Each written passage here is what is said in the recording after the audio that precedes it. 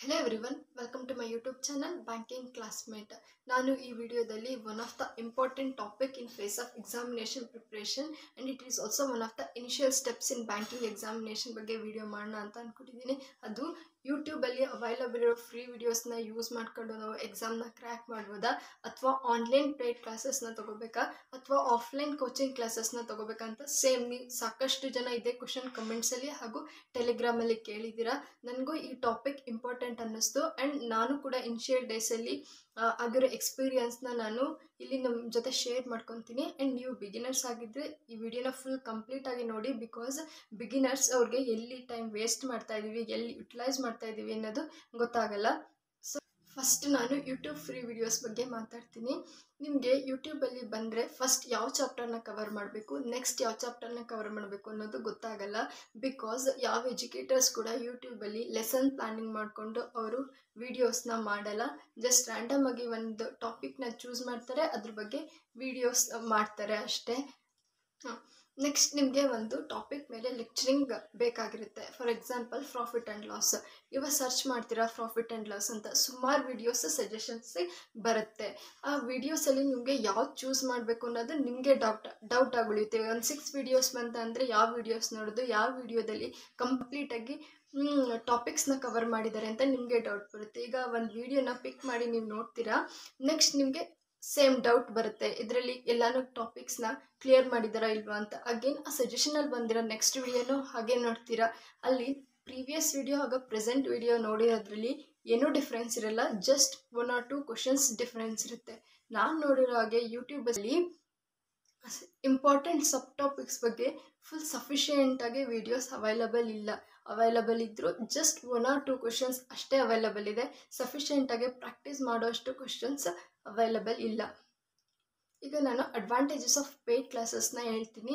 First, ನೀವು paid ಕ್ಲಾಸಸ್ನ ತೊಗೊಂಡ್ರೆ ನೀವು ತಗೊಂಡಿರೋ ಕೋರ್ಸಲ್ಲಿ ಲೆಸನ್ ಪ್ಲ್ಯಾನಿಂಗ್ ಇರುತ್ತೆ. ಯಾವುದು ಫಸ್ಟ್ ಓದಬೇಕು, ನೆಕ್ಸ್ಟ್ ಯಾವುದು ಓದಬೇಕು, ಓದಿದರೆ ನಿಮಗೆ ನೆಕ್ಸ್ಟ್ ಚಾಪ್ಟರ್ಸ್ಗೆ ಯಾವ ಚಾಪ್ಟರ್ ಯೂಸ್ ಆಗುತ್ತೆ ಅಂತ ಅವರು ಲೆಸನ್ ಪ್ಲ್ಯಾನಿಂಗ್ ಮಾಡಿಕೊಂಡು ಅದೇ ಥರ 1 by 1 ಅವ್ರು ನಿಮಗೆ ಲೆಕ್ಚರಿಂಗ್ ಅವರ್ಸ್ನ ಕೊಡ್ತಾರೆ. ದೆನ್ ಒಂದು ಚಾಪ್ಟರ್ ಲೆಕ್ಚರಿಂಗ್ನ ನೋಡಿದ್ರೆ ನಿಮಗೆ ಡೌಟ್ಸೇ ಬರಲ್ಲ, ಈ ಚಾಪ್ಟರಲ್ಲಿ ಎಲ್ಲನೂ ಕವರ್ ಮಾಡಿದಾರಾ ಇಲ್ವಾ ಅಂತ. ಬಿಕಾಸ್ ನಿಮಗೆ ನೋಡಬೇಕಾದ್ರೆ ಗೊತ್ತಾಗುತ್ತೆ ಅದರಲ್ಲಿ ಎಲ್ಲ ಟಾಪಿಕ್ಸ್ನ ಕವರ್ ಮಾಡಿದ್ದಾರೆ ಅಂತ. ದೆನ್ ನೀವು ಇವಾಗ ಯೂಟ್ಯೂಬಲ್ಲಿ 6 hours ತೊಗೊತೀರಾ ಅಂದ್ಕೊಳ್ಳಿ ಒಂದು ಟಾಪಿಕ್ನ ಕ್ಲಿಯರ್ ಮಾಡೋಕ್ಕೆ. ಬಟ್ ಅದು ಪೇಯ್ಡ್ ಕ್ಲಾಸಸ್ಸಲ್ಲಿ ವಿತಿನ್ 3 hours ವಿತ್ ಪ್ರಾಕ್ಟೀಸ್ ಸಫಿಷಿಯೆಂಟಾಗಿ ಮುಗ್ದೋಗುತ್ತೆ. ಈ ಡಿಫ್ರೆನ್ಸಸ್ ಆಗುತ್ತಲ್ಲ 3 hours, ಆ 3 hoursಲ್ಲಿ ನೀವು ಯೋಚನೆ ಮಾಡಿ ಎಷ್ಟು ಕಾಂಪಿಟೇಷನ್ ಜಾಸ್ತಿ ಆಗುತ್ತೆ ಅಂತ. ಆದಷ್ಟು ನೀವು 6 months ಪೇಯ್ಡ್ ಕೋರ್ಸಸ್ನ ತಗೊಳ್ಳಿ ಆ್ಯಂಡ್ ಮ್ಯಾಕ್ಸಿಮಮ್ 1 year ಕೋರ್ಸಸ್ ತಗೊಳ್ಳಿ. 1 year ಮೇಲೆ ಜಾಸ್ತಿ ವಿಡಿಯೋ ಪೇಯ್ಡ್ ಕೋರ್ಸಸ್ನ ತಗೋಬಿಡಿ. ಬಿಕಾಸ್ ಬರೀ ವಿಡಿಯೋಸ್ ನೋಡ್ಕೊಂಡು ಸಾಲ್ವ್ ಮಾಡೋದ್ರಿಂದ ಸ್ಪೀಡ್ ಇನ್ಕ್ರೀಸ್ ಆಗಲ್ಲ. ಸ್ಪೀಡ್ ಇನ್ಕ್ರೀಸ್ ಆದರೆ ಅಷ್ಟೇ ಮಾರ್ಕ್ಸ್ ಜಾಸ್ತಿ ಬರೋದು. ಬರೀ ವಿಡಿಯೋಸ್ ನೋಡ್ಕೊಂಡು ಸಾಲ್ವ್ ಮಾಡಿದ್ರೆ ಸ್ಪೀಡ್ ಇನ್ಕ್ರೀಸ್ ಆಗಲ್ಲ. ವಿತ್ ಮಾಕ್ ಟೆಸ್ಟ್ ಜೊತೆ ಪ್ರಾಕ್ಟೀಸ್ ಮಾಡಿದ್ರೆ ಅಷ್ಟೇ ಸ್ಪೀಡ್ ಇನ್ಕ್ರೀಸ್ ಆಗೋದು. ಸೊ ಜಾಸ್ತಿ ಆಫ್ಟರ್ 1 year ಜಾಸ್ತಿ ವೀಡಿಯೋಸ್ ಮೇಲೂ ಡಿಪೆಂಡ್ ಆಗಿಬಿಡಿ, ಓನಾಗಿ ಮಾಕ್ ಟೆಸ್ಟಲ್ಲಿ ಪ್ರಾಕ್ಟೀಸ್ ಮಾಡಬೇಕು. ಆ್ಯಂಡ್ ನೀವು ಇನ್ನೂ ಒಂದು ಕ್ವಶನ್ ಕೇಳ್ಬೋದು, ಹಾಗಾದರೆ ಯೂಟ್ಯೂಬ್ ಫ್ರೀ ವಿಡಿಯೋಸಿಂದ ಎಕ್ಸಾಮ್ನ ಕ್ಲಿಯರ್ ಮಾಡೋಕ್ಕೆ ಆಗಲ್ವಾ ಅಂತ.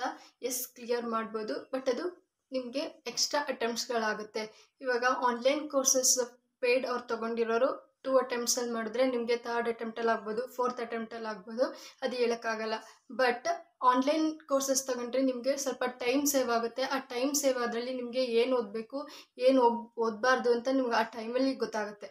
ನಾನು ನೋಡಿರೋ ಹಾಗೆ ಫ್ರೀ ಯೂಟ್ಯೂಬ್ ವಿಡಿಯೋಸ್ ನೋಡಿಕೊಂಡು ಕ್ರ್ಯಾಕ್ ಮಾಡಿ ಹೈ ಕಟ್ ಆಫ್ ಇರುತ್ತಲ್ಲ ಇವಾಗ ಜನರಲ್ಲೆಲ್ಲ, ಅವರೆಲ್ಲ ನಾನು ನೋಡಿರೋ ಹಾಗೆ ಯಾರೂ ಕೂಡ ವಿತಿನ್ 2 yearsಲ್ಲಿ ಜಸ್ಟ್ ಬರೀ ಫ್ರೀ ವಿಡಿಯೋಸ್ ನೋಡಿಕೊಂಡೆ ಎಕ್ಸಾಮ್ನ ಕ್ರ್ಯಾಕ್ ಮಾಡಿರೋರು ನಾನು ನೋಡಿಲ್ಲ.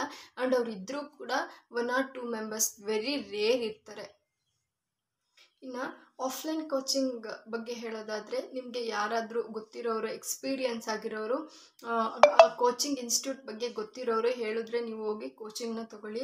ಆ್ಯಂಡ್ ನಾನು ಕೇಳಿರೋ ಪ್ರಕಾರ ಇವನ್ ಕೋಚಿಂಗ್ ತಗೊಂಡ್ರು ಕೂಡ ಕೆಲವ್ರಿಗೆ ಜಾಬ್ ಆಗಿದೆ, ಇನ್ನು ಕೆಲವ್ರಿಗೆ ಜಾಬ್ ಆಗಿಲ್ಲ. ಕೆಲವ್ರಿಗೆ ಬೇಗನೆ ಆಗಿದೆ, ಇನ್ನು ಕೆಲವ್ರಿಗೆ ಇನ್ನು ಅವರು ಸ್ಟ್ರಗಲ್ ಮಾಡ್ತಾನೆ ಇರ್ತಾರೆ. ಅದು ನಾವು ಯಾವ ಥರ ಕೋಚಿಂಗ್ನ ಯುಟಿಲೈಸ್ ಮಾಡ್ಕೋತೀವಿ ಅನ್ನೋದ್ರ ಮೇಲೆ ಹೋಗುತ್ತೆ, ಅದು ನಮ್ಮ ಮೇಲೆ ಡಿಪೆಂಡ್ ಆಗುತ್ತೆ.